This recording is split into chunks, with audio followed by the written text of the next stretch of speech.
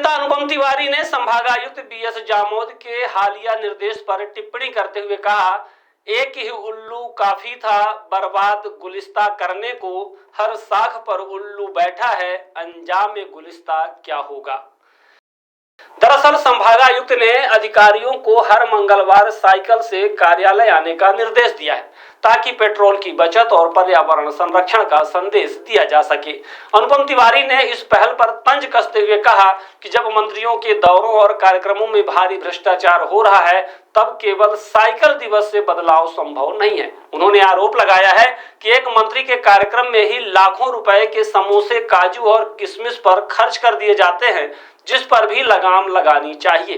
कांग्रेस नेता ने खासकर रीवा जिले सहित प्रदेश भर में हुए कथित भ्रष्टाचारों पर शासन और प्रशासन दोनों को आड़े हाथों लिया है। क्या लगता है आपको ये क्या?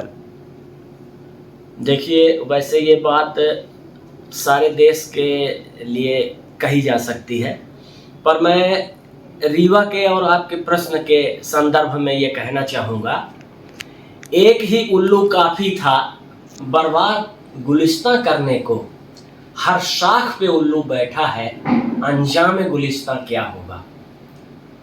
ये साइकिल चालन तो अच्छी बात है, लेकिन मैं एक प्रश्न करना चाहता हूँ आपके माध्यम से कि जो ये पैसे बचाने की और पर्यावरण की बात कही जा रही है, तो मैं पूछना चाहता हूँ कि जो अभी आप लोगों के ही माध्यम से हम लोग सुनते रहते हैं कि एक मंत्री जी के किसी दौरे में लाखों रुपए के समोसे खा गए और काजू किशमिश बादाम खा गए, वो पैसा भी बचाया जा सकता है, गरीबों के टैक्स का पैसा है।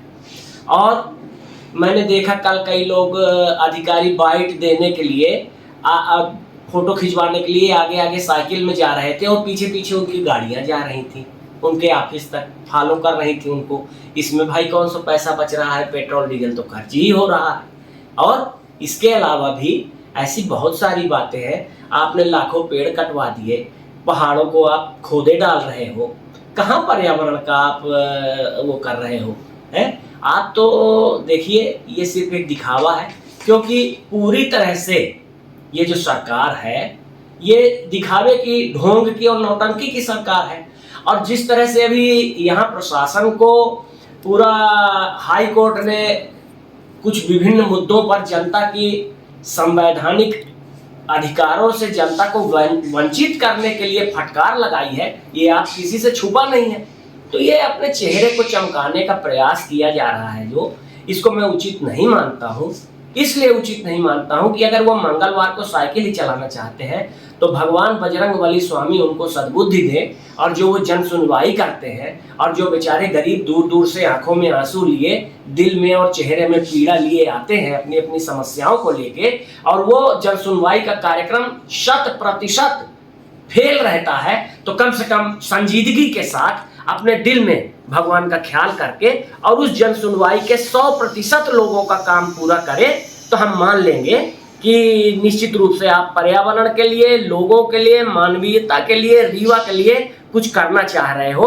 और अंत में इतना ही करना कहता हूँ कि आप लोग ये दिखावे का और इस तरह का ड्रामेबाजी का करने से कोई शहर को लाभ नहीं होने वाला है।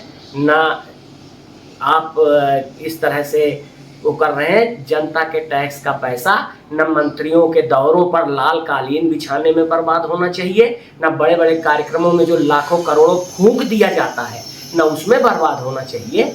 और बिल्कुल सादगी तरीके से यदि आप अपनाने लगें तो फिर आप जो भी करें बहुत अच्छा है।